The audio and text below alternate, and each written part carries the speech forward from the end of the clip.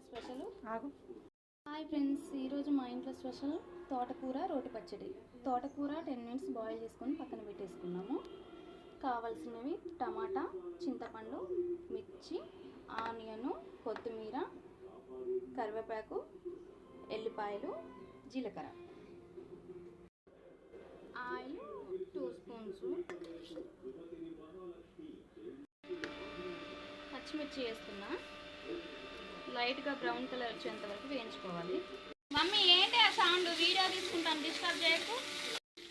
కొత్తిమీర, లైట్గా కరివేపాకు, జీలకర్ర కొంచెం, చింతపండు 10 మినిట్స్ నానబెట్టుకున్నా.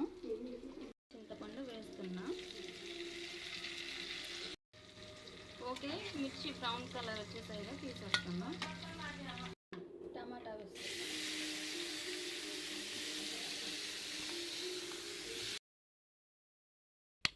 మిర్చి వేస్తున్నా.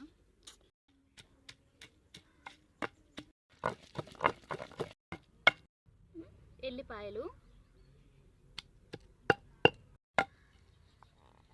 బాయిల్ చేసిన తోటకూర, బాయిల్ చేసుకున్న టమాటా,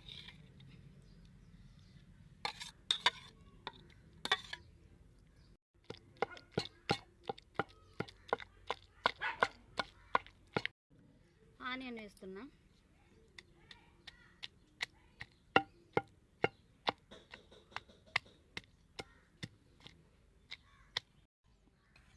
ఫైనల్గా తోటకూర పచ్చడి రెడీ. వేడివేడి అన్నంలో వేసుకుని తింటే ఎంత బాగుంటుందో. మీరు కూడా ఒకసారి ట్రై చేయండి.